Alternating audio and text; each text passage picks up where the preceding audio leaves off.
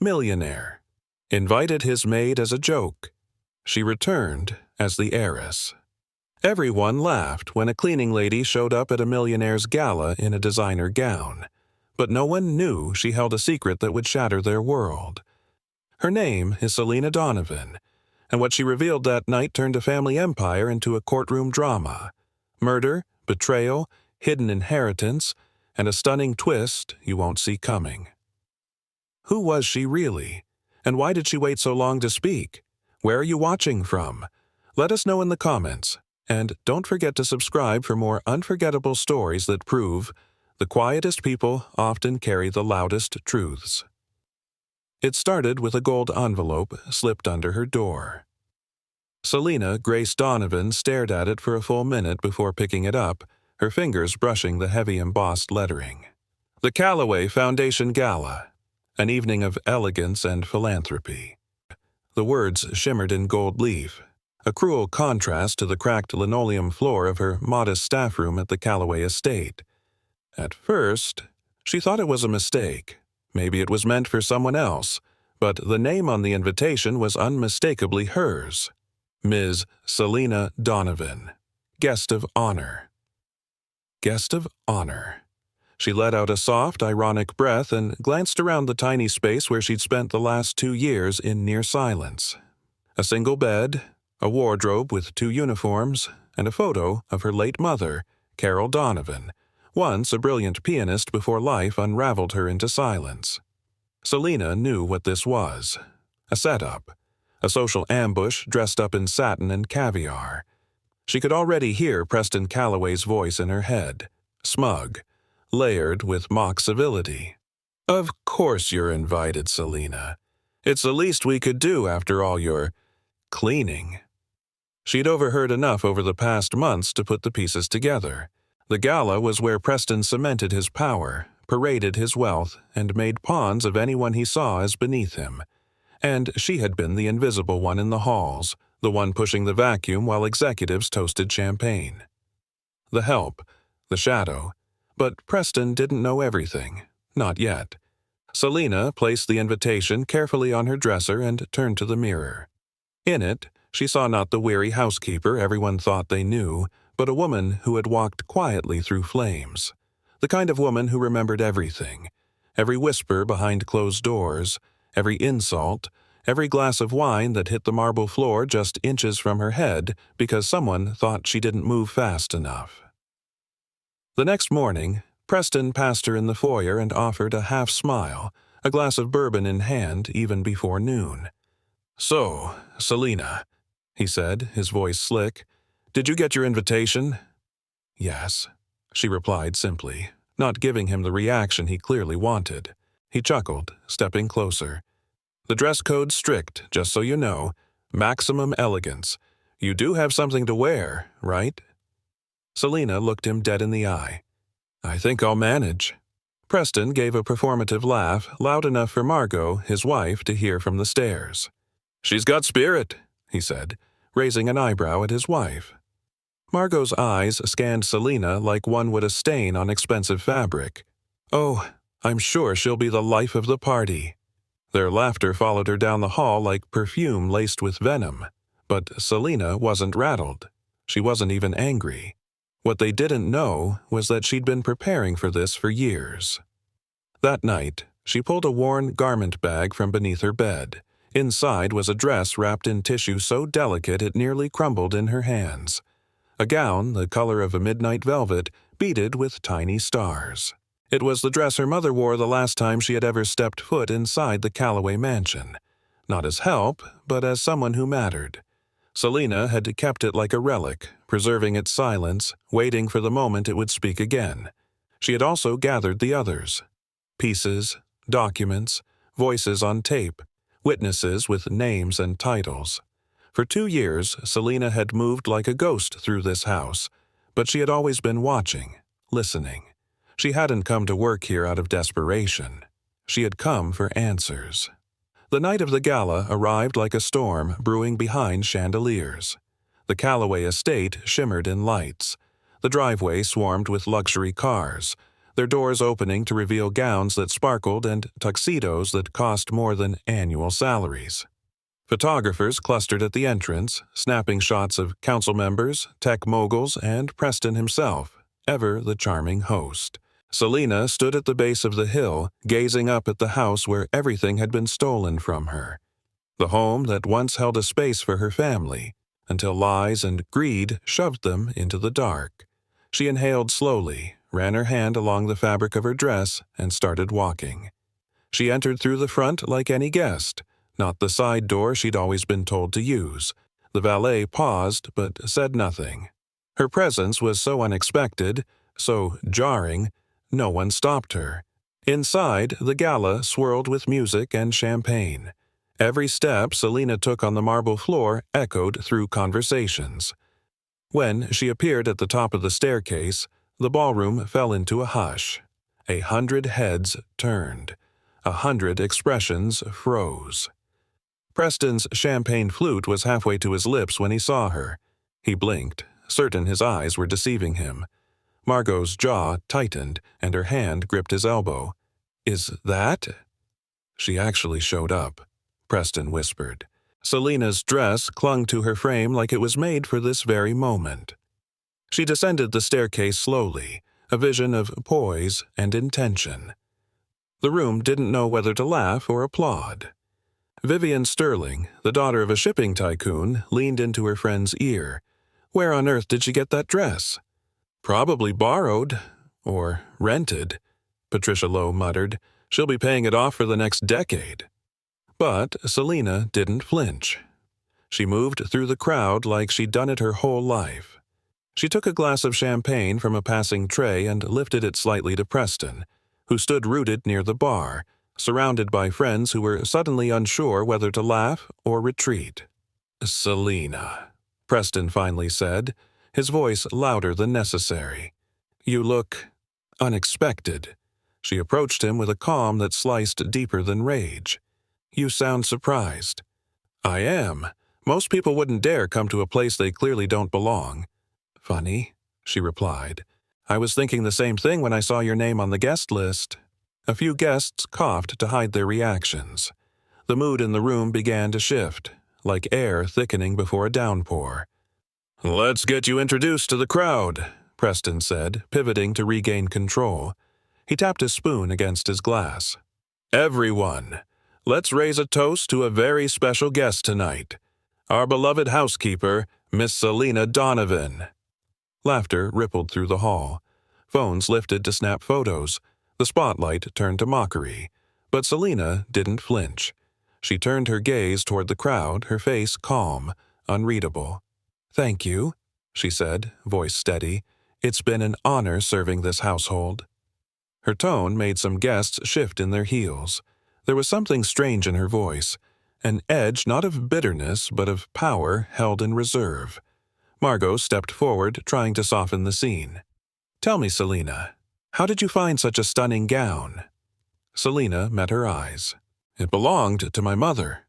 She wore it the last time she attended a gala in this house, before she was erased." The silence that followed was sharp enough to pierce glass. Preston's face twitched. "Excuse me?" "I think you heard me," Selina said, still smiling. "But don't worry. We'll talk about it properly tonight. I've brought friends." She turned to the door. 3 people entered.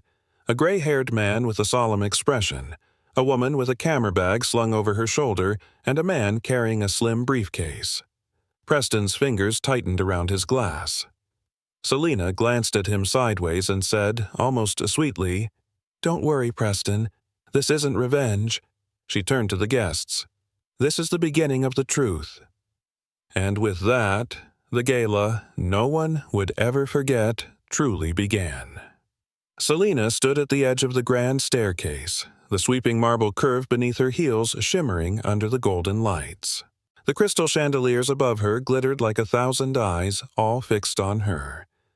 The moment she descended, time itself seemed to falter. Conversations halted mid-sentence, champagne flutes hovered in mid-air, and the string quartet faltered for just a beat. She took the first step slowly, purposefully. Her dress, A midnight blue column of silk and beadwork hugged her like a second skin, whispering secrets of a past no one expected her to possess. Each bead sparkled under the lights like a tiny constellation, a quiet rebellion against every whispered insult she'd ever heard in this house. Whispers rippled across the ballroom. Is that the cleaning lady? Selena something, right? The one who does the laundry? No, it can't be her. Look at that gown. Where would she even get something like that? Preston Calloway stood by the bar, his drink forgotten in his hand. His jaw clenched as the woman he thought he had humiliated walked straight into his world like she owned it. He hadn't expected this. He had imagined her showing up awkward, maybe in something borrowed, looking out of place and ready to flee in shame. But the woman walking toward him wasn't trembling. She wasn't hiding. She was commanding the room with the kind of silent force that couldn't be rehearsed. Next to him, Margot's eyes narrowed. "Where did she get that dress?" she muttered through gritted teeth. "I don't know," Preston replied, "but she looks like she belongs here." "Exactly," Margot said. "That's the problem." Selena reached the ballroom floor and didn't stop. She walked with practiced grace, nodding politely to strangers who couldn't decide whether to scorn her or bow to her. The same people who once tossed used napkins in her direction now struggled to meet her eyes. She passed Patricia Morrow, who had once complained loudly that her bedsheets smelled like The Help, and Vivian LeClaire, who once asked Selena to scrub champagne out of her heels without looking her in the face. "Where did she even come from?" Patricia whispered. "Probably a rented fantasy," Vivian sneered, though her voice lacked confidence. "She'll run off as soon as the real people start talking." Selena heard them, of course. She always did. But tonight wasn't about their cruelty. It was about something far bigger. She moved toward the central table where Preston was holding court. He straightened his shoulders, plastering a host's smile onto his face like a mask. "Selena," he said with faux warmth, stepping forward. "I have to say, you've exceeded expectations." She tilted her head. "You mean I've disappointed yours?" His smile twitched, faltering for just a second. "Well," he recovered, "I just meant you look surprising. A word I imagine you don't enjoy being on the receiving end of." He chuckled tightly, waving toward the crowd. "You've certainly made an impression. My guests are quite intrigued." "Are they?" she asked, her voice light but laced with something sharper than steel. "I imagine they're wondering why a housekeeper would attend a gala dressed like a senator's daughter." Preston leaned in slightly, lowering his voice. "This was supposed to be light-hearted. A bit of fun. Don't ruin the evening by making it into a scene." Selena's eyes met his. "Oh, Preston, I'm not here to ruin anything. I'm here to restore it." He blinked. "Restore what?" But she had already turned away. Across the ballroom, eyes followed her, trying to place her in their carefully labeled boxes. And failing. Margot moved through the crowd with the grace of a born hostess and intercepted Selena at the champagne fountain. "Well, darling," she said, her tone sugary, "that's quite the entrance. You're full of surprises tonight." "I suppose I am," Selena said, accepting a glass from a passing waiter. "Mind if I ask, that dress, who's it by?" "It belonged to my mother," Selena said calmly, sipping her drink. Margot arched a brow. "Your mother had very expensive taste." "She did," Selena said, her gaze drifting over the faces around her. "She used to be welcome in houses like this." Margot blinked, confused. "What did she do?" "She played the piano," Selena replied. "Oh," Margot laughed. "A performer." "No," Selena corrected, turning to face her fully. "She was the private music tutor for Edward Calloway's son, until she became more." Margot's smile faltered. "Excuse me?" Selena held her gaze for a moment longer, then offered a tight, almost pitying smile. "You'll understand soon." Preston was still across the room, watching every movement. He didn't like that Selena was composed. He didn't like that the people around her weren't laughing anymore. He especially didn't like that his power, the social dominance he relied on to control the room, seemed to be slipping. With every step she took, The old dynamic was cracking. He turned to a close associate, whispering urgently, "I need someone to find out where she got that dress." "What for?" "Because if she's bluffing, I want to tear her down publicly. Tonight." And yet, deep down, a voice Preston hadn't heard in years was whispering to him, "You've lost control." Across the hall, a small group was forming around Selina, not out of curiosity anymore, but attention. Quiet, odd attention. Senator DeWitt's wife, Eleanor, stepped forward, her voice hesitant. "Miss Donovan, you said your mother used to attend events like this?" Selina turned to her. "Yes, once upon a time. But surely not at this level." Selina smiled gently. "Actually, she wore this very gown the night she attended the Callaway Winter Ball, 20 years ago." A hush fell again. "The Winter Ball?" Eleanor repeated, stunned. "That was private. Only family and board members." Selina nodded. "Exactly." And with that one word, the crack widened into a fracture. The murmurs began. Margot returned to Preston, her face pale. "She said her mother went to the Winter Ball in that dress." "Lying," Preston snapped. "She's lying." "But how would she know that event ever existed? It wasn't publicized. My own cousin didn't know about it." Preston gripped the edge of the table, his knuckles turned white. Selina, meanwhile, stood perfectly still in the center of the room, letting the energy shift around her. For the first time in her life, she wasn't shrinking to avoid the stares. She was welcoming them. Her calm wasn't bravado. It was the confidence of someone who had rehearsed this moment in her mind 1,000 times and now finally stood inside it. Then, from the entrance, came 3 figures. No one noticed them at first, but Selina did. Dr. Wesley Hartman, Julian Reyes, and Tara Wu. She met their eyes across the room, and with a barely perceptible nod, signaled that it was time. Preston's stomach dropped. He saw them. He recognized 2 out of 3. And suddenly, the crowd's shifting interest in Selina took on a new weight. A quiet panic stirred in his chest. He stepped forward quickly, approaching Selina. "What the hell is this?" She didn't look at him. "It's the part of the evening where the host learns he's not in charge. You think you can walk in here dressed up like royalty and pull what? Some sob story? A media stunt?" "No, Preston," she said, finally turning to face him. "I'm not here to tell a story. I'm here to tell the truth. Your truth." "You don't belong in this house," he hissed. She stepped forward, close enough that he could see the silver thread in her eyes. "That's where you're wrong. I belong in this house more than you ever did, because this house was built on a lie you told 20 years ago. And tonight, I'm taking it back." She turned to the crowd and raised her voice, clear and commanding. "Ladies and gentlemen, I ask for a moment of your attention. I won't take long, just long enough to correct the last 2 decades of history."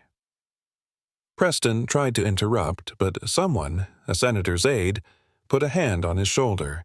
"Let her speak," the man said quietly. And so the room turned to her, the housekeeper, the outcast, the one woman no one had ever really looked at, until now. Selina stood at the center of the ballroom, the weight of 100 eyes pressing into her back. The moment was here. Years of planning, sleepless nights, carefully woven silence. It all led to this breath, this heartbeat. Her voice rang out, clear and resonant, slicing through the golden haze of music and champagne. "You see me as someone who doesn't belong, a housekeeper dressed in borrowed elegance. But I didn't borrow this gown. I inherited it." There was a low murmur, confused, dismissive. But a few faces had begun to shift from amusement to curiosity. Selina walked slowly toward the long table at the front of the room, where the Callaways and their most elite guests were seated. "This dress," she continued, "belonged to my mother, Carol Donovan. She wore it to a gala hosted in this very house 20 years ago. It was the last night she ever stood in this ballroom, not as help, but as family." Preston stood abruptly. "All right, that's enough." "No," Selina said, raising her hand. "You've had 20 years to speak your version. Now it's my turn." He hesitated, unsure whether to silence her or let her burn herself out. But there was something in her voice, controlled, unwavering, that made even his arrogance falter. She continued, "My mother was Edward Calloway's private piano tutor, and for 5 years she was more than that. She was the woman he loved, the woman he promised to protect, the woman who carried his child." A collective gasp rippled through the room. Selina barely paused. When she told him she was pregnant, he didn't turn his back. He welcomed me, quietly. He promised to take care of us both, and for a while he did. He bought us a house. He ensured we had enough. He was going to change his will to reflect the family he had outside of this glittering cage. Her gaze met Preston's, direct and unafraid. But that made things inconvenient, didn't it? Preston's face flushed. "You're insane. My father had no such child. You're inventing this." Selina didn't flinch. She reached into her clutch and pulled out a small velvet box. She opened it, holding the contents high for everyone to see. Inside was a ring. Not just any ring, a family heirloom, Calloway crest engraved in gold, wrapped around a blue sapphire so rare it shimmered like a frozen flame. Gasps turned into shocked exclamations. "This," she said, her voice level, "is the Calloway family ring. My mother kept it hidden her entire life. It was given to her by Edward when he proposed to her in private. The ring never appeared again in the family collection because someone made sure to bury its existence." She locked eyes with Margot, who was frozen beside her husband. "And that someone made sure to bury us too." "You could have stolen that," Preston barked, but his voice cracked with something unfamiliar. Fear. "No," came another voice from the doorway. "She didn't steal anything. In fact, she's owed much more." Heads turned. The tall, silver-haired man stepped forward, his face weathered with guilt, but his eyes clear. "I am Dr. Wesley Hartman," he said. "I was Edward Calloway's private physician during the last 5 years of his life, and I'm here to confirm everything Ms. Donovan has said." The ballroom erupted. Voices layered over one another, shocked, skeptical, scandalized.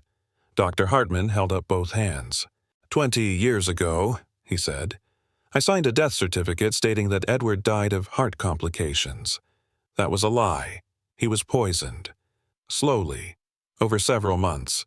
It was undetectable at the time, disguised as illness, but the truth was there, in his blood, and I buried it."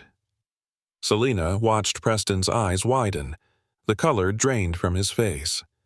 "Why would you do that?" someone called from the crowd. Dr. Hartman's voice faltered. "Because I was threatened. I was told that if I spoke a word I would lose my medical license, my family would be ruined, and I believed the threat because it came from someone with money, power, and motive." His eyes turned to Preston. "You did this to save your inheritance," he said softly.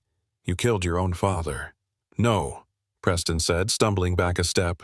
"This is ridiculous. Lies. All of it." Another voice interrupted the chaos. It was smooth, professional, authoritative. "My name is Julian Reyes," the man said as he walked forward. "Inheritance attorney. I represent the interests of Ms. Donovan and the estate of Edward Calloway. I've obtained Edward's original will, updated just 3 weeks before his death. In it, he names Selina Donovan as his daughter and rightful beneficiary of half his estate." Julian pulled a folded document from his leather briefcase and laid it gently on the table. "This copy has been verified by 2 independent firms and notarized by Edward's longtime legal advisor, now retired. That will was never honored. It disappeared the day Edward died." Selina stepped forward, her voice low but resolute. "Because Preston made sure it did." "No." Preston choked, but no one was listening anymore. Tara Wu, camera bag slung over her shoulder, stepped into the center of the room. "For the record," she said calmly, "I'm Tara Wu, senior correspondent for the Times, and I've been investigating the Calloway family for over a year. Every claim Miss Donovan has made is supported by witnesses, documentation, and forensic evidence." She lifted her phone. I have audio recordings, 5 to be exact, of Preston Calloway threatening Dr. Hartman, pressuring him to keep silent and referring to Ms. Donovan as that mistake who'll never get a cent. Selena's fingers curled slightly, but her face remained steady. Tara tapped a button. Preston's voice boomed through the ballroom's sound system. "You'll shut your mouth about anything strange in the old man's blood, or I'll make sure you never practice again. As for that woman and her bastard daughter, they can rot." Silence. Heavy, deafening. Margot covered her mouth with her hand, backing away from her husband. Guests exchanged horrified looks. Some were already pulling out their phones. Others backed toward the exits, as if afraid to be caught in the blast. Preston looked around the room, desperate. "She's lying. This is all a setup. You're being manipulated." "No one's manipulating anything," Julian said. "You manipulated the system. You took everything. You stole a legacy that was never yours to keep." Preston's hands shook. "This is extortion." "No," Selena said quietly. "This is justice." Tara stepped forward again. "One more thing. A medical examiner tested preserved samples of Edward Calloway's blood last month. The arsenic levels were fatal. The poison was administered over a span of 10 weeks. The only people with access to his meals during that time were staff and family." The ballroom seemed to close in on itself. The gold ceilings, the gilded mirrors, they all pressed down like a silent jury. Dr. Hartman's voice cracked with emotion. "I should have told the truth then. I was a coward, but I won't be one now." Selena's voice was calm, but inside she felt something crack open, like a locked door pushed ajar for the first time in years. "My father died believing in promises. One of those was that his children would be treated equally. He was wrong, and I've spent my entire life carrying that silence. Tonight, I lay it down." She turned to the guests, many of whom had known the Calloways their entire lives. "Don't look away. Don't pretend you didn't see me. You did. Every time you handed me your coat, or your glass, or your empty plate, you saw me. You just didn't think I mattered." Patricia Morrow stepped back, her lips trembling. Vivienne LeClaire dropped her phone. Selena stepped closer to Preston. "You thought I would run. You thought shame would keep me silent, but shame belongs to the one who kills a father and then raises a glass to his own success." Preston's face was a mask of fury and fear. "You'll regret this," he hissed. "No," Selena said softly. "You will?" And with that the police walked through the grand doors. Not with sirens, but with quiet purpose. Officers in crisp uniforms approached, speaking words that no longer needed explanation. Preston Calloway was under arrest for murder, obstruction of justice, and inheritance fraud. As the cuffs clicked shut, the man who once held the entire room in his palm stood surrounded by judgment, exposed under the very chandeliers he once ruled beneath. And at the center of the ballroom, standing tall in the dress her mother once wore, was the woman he had underestimated. The woman who had come not for revenge, but for truth. The silence that followed Preston's arrest didn't last. It couldn't. Not in a ballroom filled with Beverly Hills royalty now watching the collapse of one of their own in real time. Gasps gave way to whispers, whispers to frantic murmurs, and soon the room swirled with scandal. But at the eye of the storm, Selena remained still, her spine straight, the ring glinting on her finger beneath the chandelier's cold light. Margot Calloway clutched her pearls as if trying to hold herself together. Her eyes darted between her husband and the uniformed officers reading him his rights. "This is a mistake," she said under her breath, though no one believed it, not even her. "Margot," Preston hissed, his voice hoarse as 2 officers flanked him. "Say something. Stop this." But Margot stepped back instead. "I don't even know who you are." Selena didn't gloat. She simply watched him, not with vengeance in her eyes, but with a kind of mournful inevitability. This wasn't triumph. This was consequence, long overdue and sharpened by the fact that he still couldn't see it. Officer Langdon, tall and composed, addressed the crowd. This is an active investigation.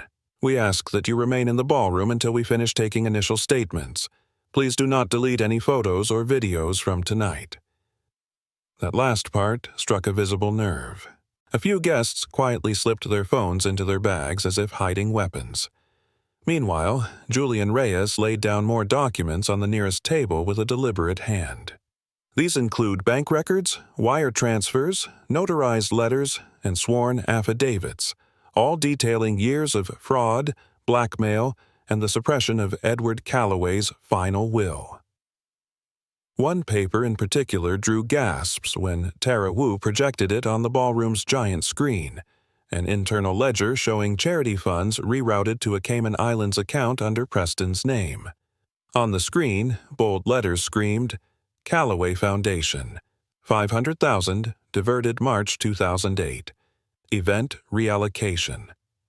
Tara's voice was cool and clipped as she narrated, "For over a decade, Mr. Calloway embezzled over $20 million under the guise of expansion, tax write-offs, and charitable expenses. The true beneficiaries were offshore holdings, luxury estates in Aspen, and silent bribes to 3 California judges." No one spoke. Even the most cynical socialites, the ones who had once clinked glasses with Preston and smiled knowingly at his arrogance, now edged away as if afraid of catching whatever was unraveling from him. Dr. Hartman stepped forward again, his face flushed but resolute. "I falsified the death certificate under pressure, but before I did, I kept something. A blood sample." Selina turned toward him, stunned. "I couldn't bring myself to destroy everything," he said. "I stored it in a private lab. No one knew. I don't know why. Maybe guilt, maybe hope." He swallowed hard. "Last week, we tested it. The arsenic levels were conclusive. It wasn't a natural death. It was murder, and I let it happen." Selina felt a tremor in her knees. She hadn't expected that. The sample. That small act of defiance hidden in the shadows of a lie had changed everything. Tara Wu gave a subtle nod and played the next recording. A voice memo dated just days before Edward Calloway's death. It was faint, raspy, but unmistakably him. "I've changed the will. The old one's gone. I want my daughter protected. Carol never asked me for anything, but I owe her everything. If something happens to me, it won't be an accident." Gasps rippled through the crowd. The sound of crystal glasses being set down trembled like wind chimes in a storm. Selina had heard the recording before, of course, dozens of times. She'd memorized every breath, but hearing it here, before the marble, the velvet, the audience that had always turned its back on her, hit differently. It struck like thunder cracking in the bones of the house. Margot collapsed into a nearby chair, pale as porcelain. "He knew," she whispered. "He knew Preston would—" She couldn't finish the sentence. Selina didn't need her to.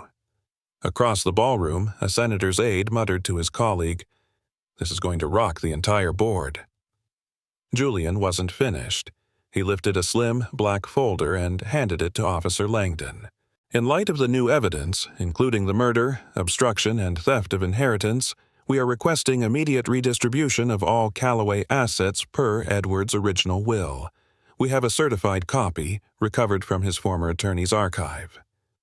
Langdon scanned the contents and gave a solemn nod.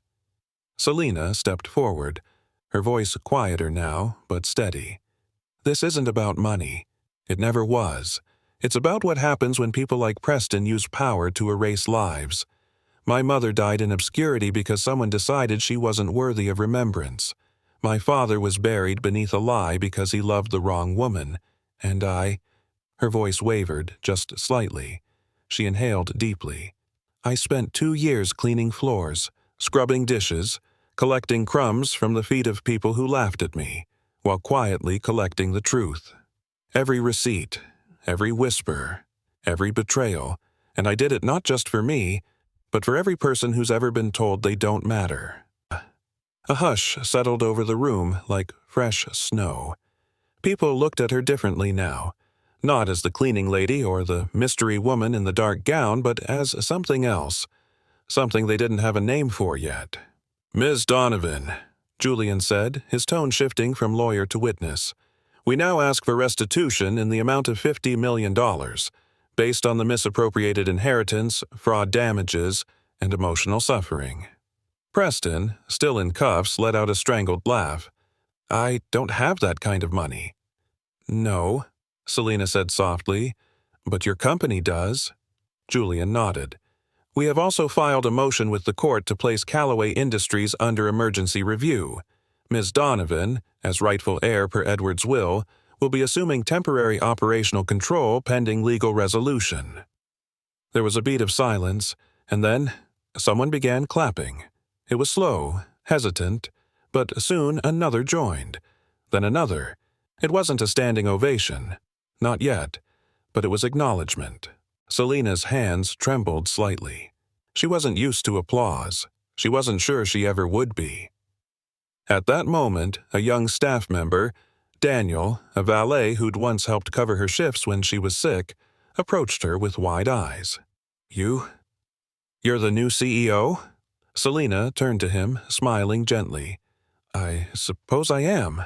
His voice cracked. "Thank you." She nodded.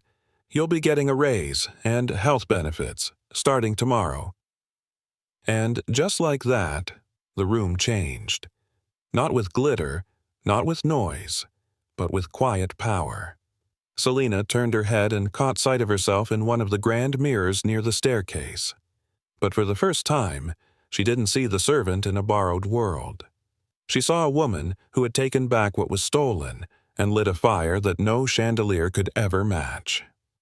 Preston was escorted out the front door in full view of the media now gathered on the lawn, camera flashes exploding like fireworks.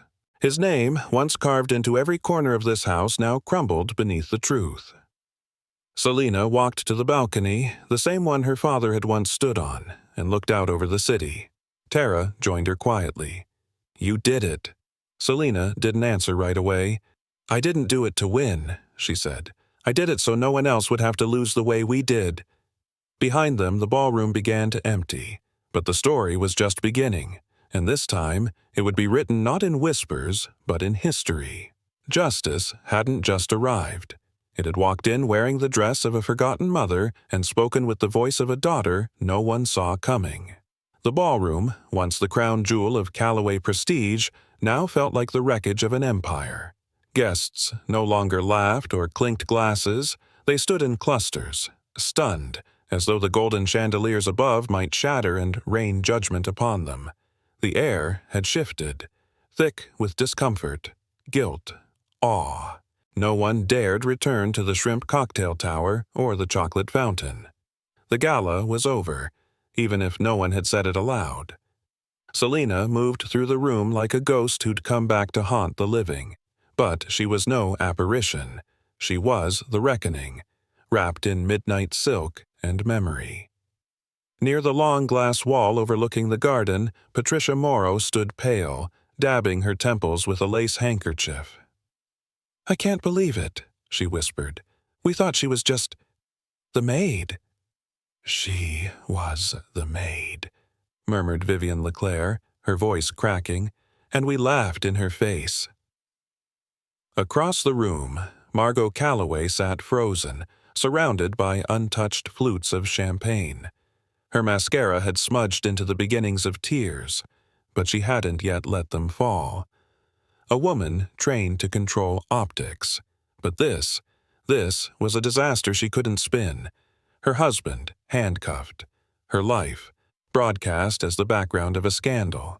And sitting not at the head of the table, but in the center of the floor, was the woman she once dismissed with a smirk and a casual insult. Selina hadn't asked for their apology. She hadn't needed it. And still, they were all staring at her like they owed her something far greater than words. Preston was gone. Hauled off, not by metaphor, but by flashing red lights and the heavy footsteps of justice. Selina had watched him disappear through the same grand doorway where he once staged his grandest entrances. Now the press had descended, and whispers leaked to every digital corner of the world. Tara Wu had stayed to document the aftermath. "The scandal's gone viral," she whispered to Julian. who was typing furiously on his phone. "We're already trending. Not because he fell, but because she rose." Julian glanced at Selina standing calmly near the staircase. "Deservedly." The ballroom dimmed as staff, unsure what to do, began quietly extinguishing the candelabras.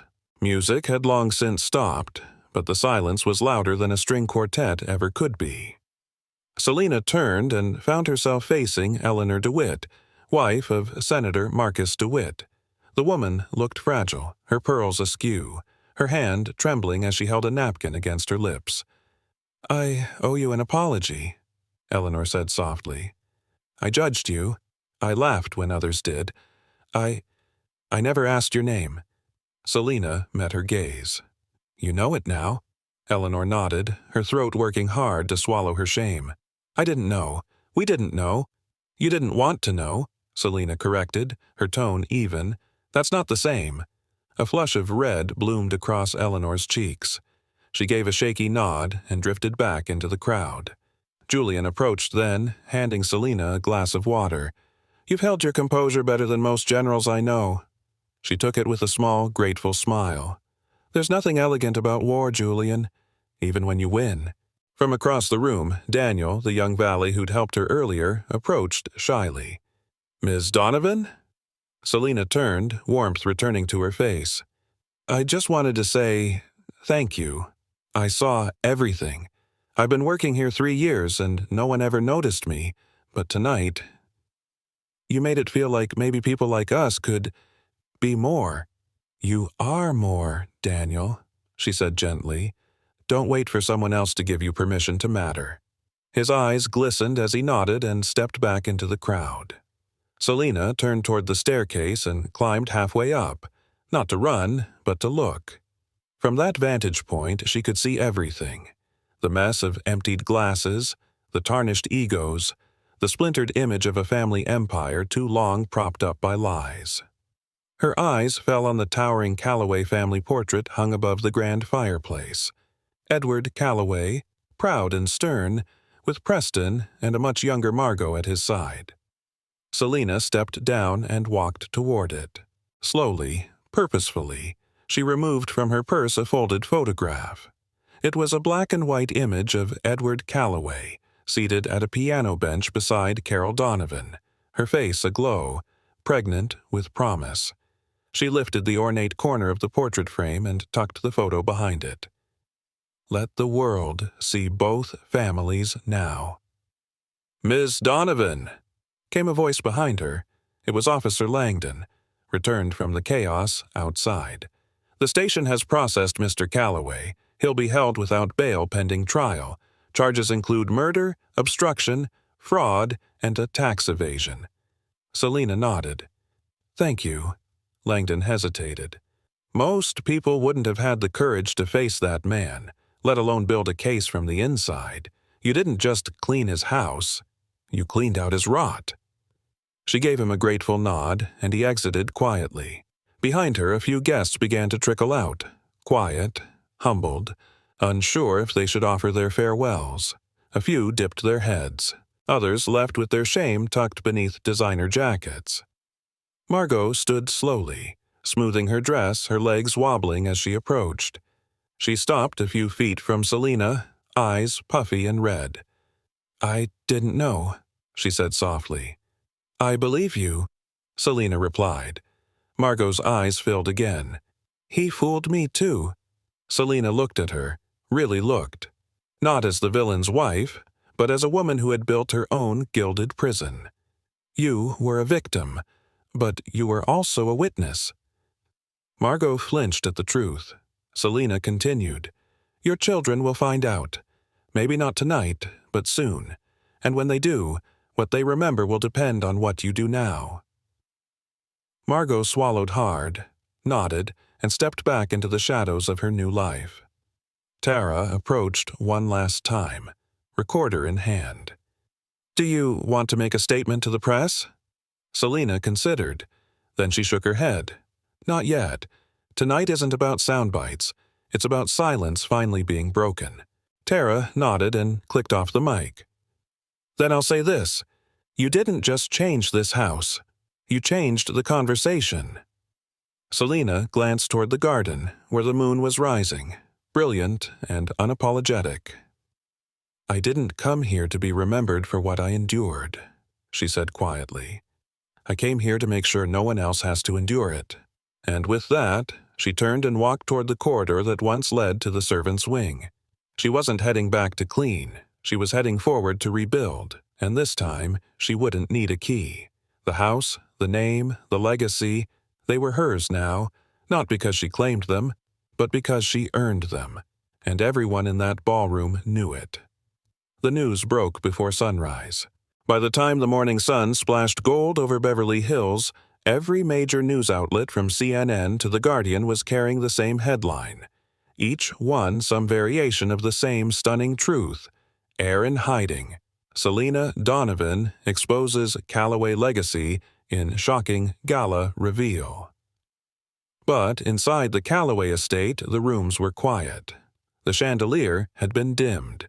The champagne stains on the marble were already cleaned, this time by someone else, and Preston Calloway, the man who once ruled the property like a private kingdom, was behind bars, charged, denied bail, awaiting a trial that promised to shake corporate America. Selina stood alone in the conservatory, where the orchids had always seemed just out of reach during her time as a housekeeper. Now, sunlight warmed her shoulders as she sipped black coffee from the fine porcelain Margot once refused to let her touch. Everything had changed in 12 hours, and yet it felt like it had taken a lifetime. She hadn't slept, not because of anxiety, but because something inside her had finally gone still. For years, she had lived beneath a mask of restraint, enduring every humiliation while collecting pieces of the truth like broken glass. Now the truth was out. Preston was gone, and the weight of his empire had shifted onto her. The knock came mid-morning. She answered the door herself. No staff now, no protocol. Outside stood Helena Bright, the Calloway family's longtime publicist, an iron-haired woman known for saving celebrities from the firestorms they themselves had lit. Helena raised a brow. "You're difficult to reach." "I'm not hiding," Selina replied, stepping aside. "I know. That's why I'm here." Helena entered, glanced around, and smiled faintly. "Funny, the place already feels different." Selina said nothing. She let the silence settle between them. Helena cleared her throat. "I'm not here for Preston. I'm here because the board is panicking. Shareholders are demanding answers. The press is camped outside. And, well, you're in charge now." Selina turned toward her. "Not officially, yet. But soon," Helena said. "And when that happens, they'll expect you to know what you're doing." Selina walked to the window, staring out at the garden her mother once walked through at night, hiding from eyes that watched her too closely. "What they expect isn't my concern. What I do with it is." Helena nodded slowly. "I can help you with messaging, positioning. If you want to rebuild the Calloway name—" "I don't," Selina cut in gently. "I'm not here to resurrect a brand built on silence. I'm here to build something else, something cleaner." That afternoon, Selina held her first internal meeting, not with executives or lawyers, but with the staff. The janitors, the cooks, the gardeners, the drivers. All the people who had kept the estate running while being treated like shadows. They gathered in the dining hall, where they'd never been invited before. She stood at the head of the long mahogany table, not in heels or pearls, but in flats and a blazer 2 seasons out of date. And still, no one could look away. "I won't pretend to know how to run this company the way Preston did," she began, "because I won't. I'll run it better." There were quiet exhales, soft laughs, but mostly attentive silence. "You've all worked hard while being invisible. I know how that feels. Starting today, we begin again. Wages will increase. Health care will extend to all staff, including part-time workers. Promotions will be based on contribution, not social connection. And any executive who can't work under those values will be replaced. It was short, unpolished, but every word landed like a promise written in stone. The next few weeks were chaos. Controlled, focused chaos.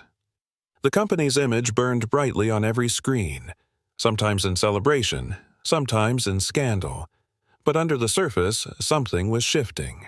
Selina removed the portraits of Preston from the hallways and replaced them with images of employees, security guards who'd worked 20 years without recognition, cleaners who'd quietly put 3 kids through college, interns who had been told they'd never make it past entry level. The staff noticed first. Then the public did. And then the investors followed.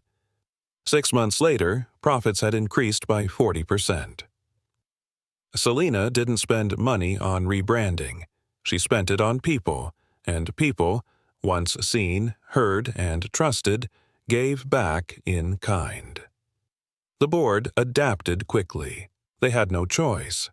By the end of the fiscal quarter, Callaway Industries had the highest employee retention rate in its sector. The gossip columnists tried to pin it all on pity marketing or the allure of a fallen dynasty reborn. But those close to the company knew the truth. Selina didn't just inherit an empire, she resurrected its soul. Preston, meanwhile, sat in a white-walled cell with a plastic chair and a cot thinner than truth. His world had shrunk to concrete and echoes.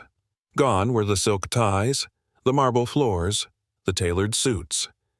Gone was the power that had shielded him for years. He watched the news on a flickering wall-mounted TV and saw his sister, his cleaner, standing in front of microphones, speaking at Harvard Business School about corporate accountability. He didn't throw the remote. He didn't scream. He just stared, hollow-eyed, and finally understood what it meant to be defeated not by violence, but by vision. He wrote her a letter. Selina received it in her new office, Preston's old corner suite, now stripped of its gold decor and refurbished with soft wood, green plants, and photographs of the employees whose names she had taken the time to learn. The letter was handwritten, messy, and broken in tone. Selina, I don't expect forgiveness. I don't deserve it. But I need you to know that you were right. I was afraid. Not of you, but of being less than. I spent my whole life proving I belonged at the top. And when I saw you, I knew you already did. Tell the kids the truth when they're old enough. They deserve it. Preston. She folded the letter, placed it in her drawer, and didn't reply. Forgiveness wasn't owed, but acknowledgement was something. Before Helena moved out of state with her children, she requested to meet Selina one last time. They sat in the garden with tea. No cameras, no scripts. You could have destroyed me, Helena said. You had every reason. I didn't do it for you, Selina replied. I did it for them. Helena nodded slowly, tears in her eyes. They know, my kids. They asked about you. They know who saved us. Selina smiled faintly. Then maybe we broke the cycle. Later that night, Selina walked the hallways alone. She passed the ballroom, now converted into a co-working space for junior employees. She passed the library, where young interns now held evening workshops. She paused outside the old music room. Inside was the grand piano. Her mother's hands had once danced over those keys. Selina sat and pressed one note, then another, and then she played the melody her mother used to hum late at night, the one she hadn't heard in over 20 years. She closed her eyes, and for the first time since the gala, she let herself cry. Not for pain, but for peace. The empire Preston tried to build on erasure had fallen, and in its place stood something stronger, something earned, something human. Selina Donovan hadn't just changed the ending of the Callaway story. She'd rewritten its beginning. It was a rainy Thursday when Forbes arrived. The sky over Los Angeles hung low and gray, casting a soft, muted light over the newly renovated Callaway headquarters. The building that once stood as a cold monolith of privilege had been transformed into something else. glass, greenery, and openness. The gates were no longer locked during daylight hours. The security guards smiled when they let you in. Even the reception desk, once positioned like a fortress, had been replaced with a circular welcome hub where guests were greeted like people, not problems. Selina sat in what used to be Preston's office, though no trace of him remained. The dark wood panels had been replaced with soft birch. His towering bookshelf, once filled with overpriced legal volumes and trophies, now displayed photographs of employees promoted from janitorial to management, hand-drawn thank-you notes from their children, and a line of small potted plants rescued from the old estate greenhouse. She didn't wear power suits. Today, she wore a slate gray sweater over black pants, her curls pinned back in a low bun. No jewelry, no flash. Just clarity. Amanda, her new executive assistant, stepped in. Once a night shift cleaner, now confidently coordinating the company's top-level meetings, Amanda smiled. "They're here," she said, "and they're very curious." Selina smirked slightly. "Good. Let's give them something worth remembering." The journalist from Forbes, a woman named Bryn Madsen, entered the room with a notepad, 2 recorders, and the kind of cautious curiosity reserved for meeting someone who was both myth and miracle. Her first question was expected. 6 months ago, you were scrubbing baseboards. Today, you're running one of California's oldest private enterprises. People are calling it one of the greatest leadership overhauls in modern corporate history. What do you call it?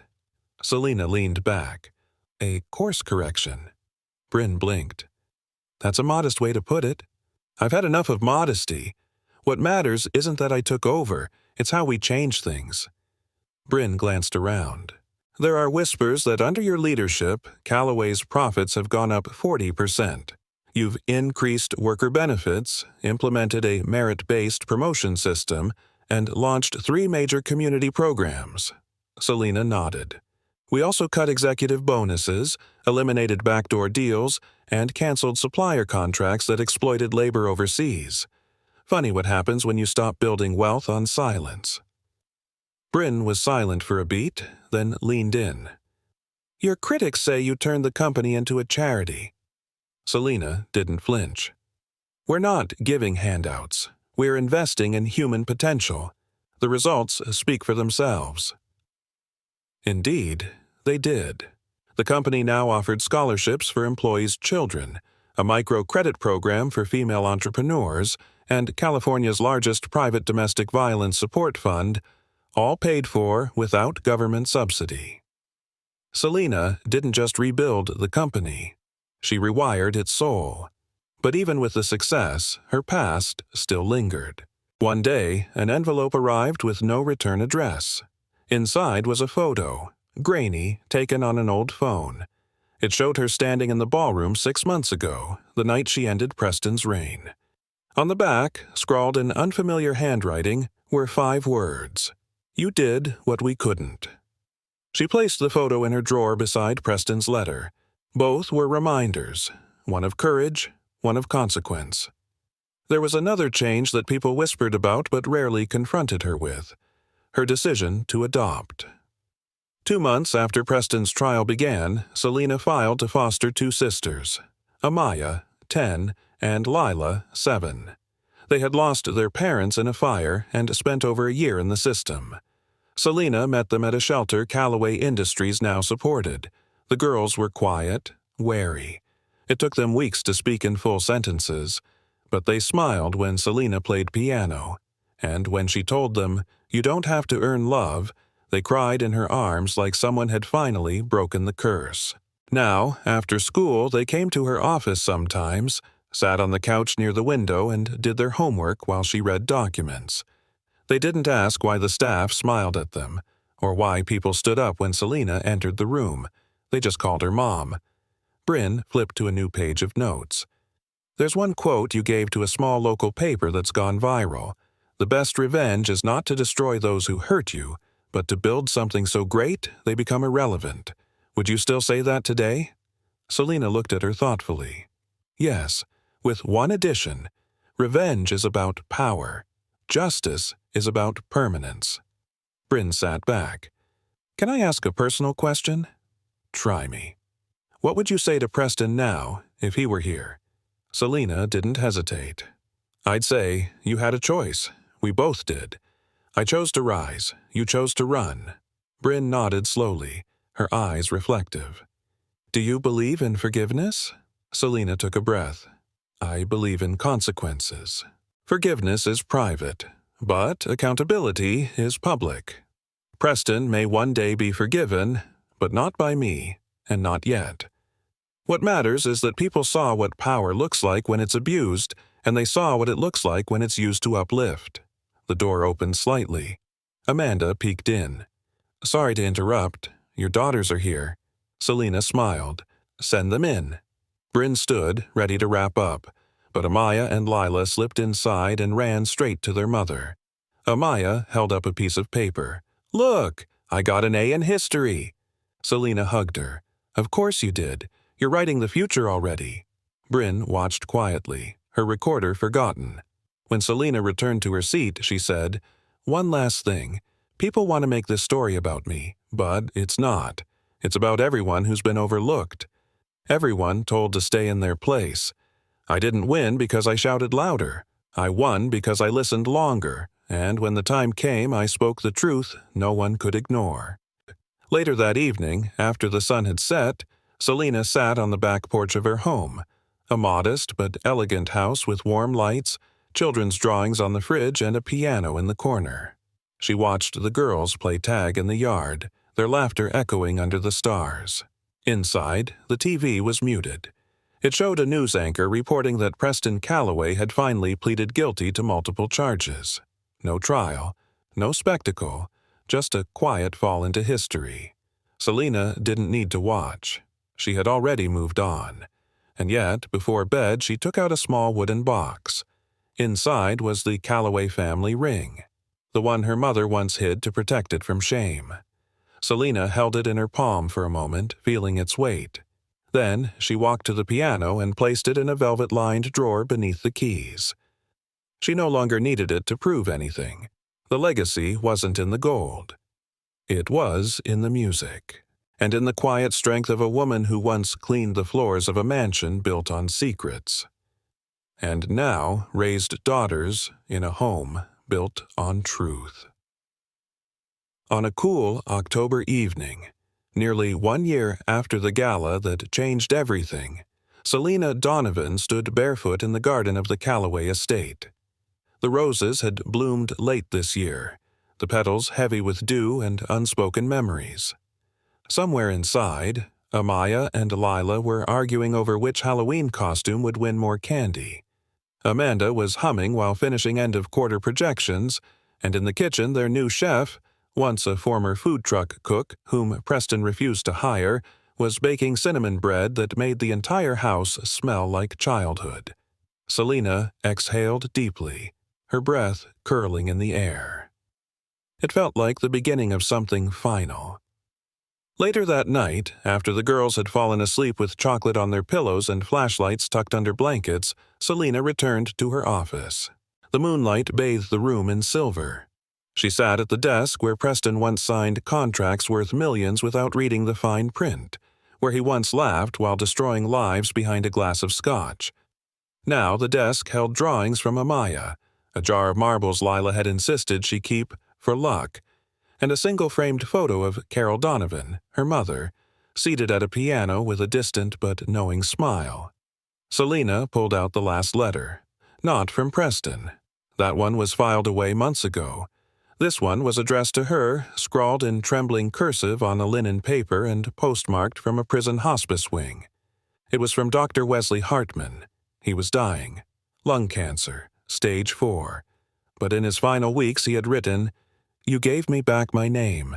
I didn't deserve that kind of mercy, but thank you. I die with my dignity restored." She folded the letter and placed it into the wooden box beside the ring. So many pieces of this story were never meant to exist together. Her mother's silence, her father's betrayal, Preston's cruelty, and the kindness of people like Hartman who had tried in the end to make it right. The intercom on her desk buzzed. Amanda's voice came through gently. "Selina, There's a reporter from the Atlantic asking if you'll do a feature on the redemption arc of the Callaways." Selina smirked. "Tell them there was no redemption, just exposure and evolution." Amanda chuckled. "I'll draft something politely cryptic."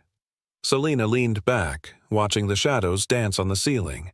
Everything people thought they knew about power, about legacy, about class, had been rewritten in these rooms. And yet, none of it felt like revenge. That was the surprising part. Not once had she taken joy in Preston's downfall. Not even when the headlines called him the Poison Prince, or when his assets were liquidated to repay victims of his schemes, or when Helena tearfully handed over the last of his private art collection for auction. Selina had watched it all unfold with the solemnity of someone burying a ghost. Because the truth was this: vengeance can burn hot, but it doesn't last. What endures is what you build afterward. And Selina had built. The company now had over 500 employees, nearly half of whom had risen from positions previously labeled unskilled labor. They were now department heads, board members, policy creators. The scholarship fund had expanded into 3 states. The Domestic Violence Support Center had partnered with 2 universities to create a counseling pipeline for survivors. Every Monday, Selina still led a morning walkthrough of the grounds, not as inspection, but as presence. She was there, not behind tinted glass or hidden in a penthouse, but beside the people who had always kept the gears turning. One afternoon, a janitor named Benji, who'd worked in silence for 17 years, stopped her near the break room. "You remember when you used to clean this floor?" he asked. She smiled. "Hard to forget. The coffee stains were always brutal." He grinned. "You know what I tell my nephew now? I tell him he can become anything, because my boss used to mop this hallway, and now she's the one writing the policies." Selina said nothing, just placed a hand on his shoulder and nodded. Later that week, she received another letter, this time from a law student at Howard University. "I grew up watching my mother cry behind a uniform. Your story reminded me that the uniform doesn't define the person. You've made space for people like us. Thank you." She replied with a scholarship, and another letter, and another, until the thank yous no longer came as surprises, but as a steady wave of acknowledgement from those who'd always lived in the margins. But not everyone had forgotten. Vivienne Leclerc and Patricia Morrow tried to reconnect months after the scandal. They sent flowers, notes, offers to host luncheons in her honor, but Selina declined, politely, firmly. She hadn't forgotten the laughter, the casual cruelty. She no longer needed their validation. She had rewritten her worth without them, and that, in itself, was enough. In November, Preston's children, now living with Helena in Seattle, sent a letter. It was short. "Thank you for not ruining us when you had every reason to. We hope to meet you one day. Nathan and Elise Calloway." Selina held the letter for a long time. She hadn't destroyed them. She had simply told the truth. And they had heard it. Maybe that was the beginning of something new. Maybe they would grow up knowing not just who their father had been, but who they could become. One crisp winter morning, Selina stood at her mother's grave. She had brought no flowers, just the final audit of the Calloway estate. Clean, transparent, balanced. She laid the papers at the headstone and whispered, "It's done." Carol had never asked for justice. She had only wanted peace. Selina had brought both. On the drive home, the girls sang along to a radio jingle in the back seat. Selina smiled, hands on the wheel, as the city passed her by. Bright, loud, unfinished. So much more to do. But the foundation was steady now. She had turned inherited silence into generational strength. That evening, as the girls curled up on the couch with hot chocolate, Selina opened her laptop and began writing something new. Not a press release, not a quarterly report, not another response to the press, but a book, a story. Not about betrayal, but about reclamation. A story that began, once a girl was told she was invisible, until one day she proved the world had just been looking the wrong way. Outside the window, the Calloway name still shone from the front gate. But inside the house, under every lamp, every piece of art, every decision, was something entirely new. Not a brand, not a name, but a legacy. One built not on bloodlines or bank accounts, but on courage, on truth, and on the quiet, steady power of a woman who refused to disappear. This story reminds us that true power isn't about money, family names, or status. It's about integrity, resilience, and the courage to rise when no one expects you to. Selena Donovan didn't seek revenge out of anger. She sought justice through truth. She didn't destroy her enemies. She exposed them and built something better in their place. Often, those who are overlooked, underestimated, or silenced carry the greatest strength. And when they speak, not in fury but in clarity, they change not only their own lives but the systems that once tried to erase them. Selena's journey shows us that silence can be strategic, dignity can be louder than revenge, and that the best kind of justice uplifts others along the way. She didn't win by playing their game, she changed the rules. And in doing so, she gave voice to everyone who's ever been told they don't belong. Her triumph wasn't in reclaiming a fortune, but in proving that character, not class, defines who truly leads. Now, we'd love to hear from you. Where are you watching from? Comment below, and don't forget to subscribe to our channel for more powerful, emotional stories that remind us all, no matter where you start, you can always rise.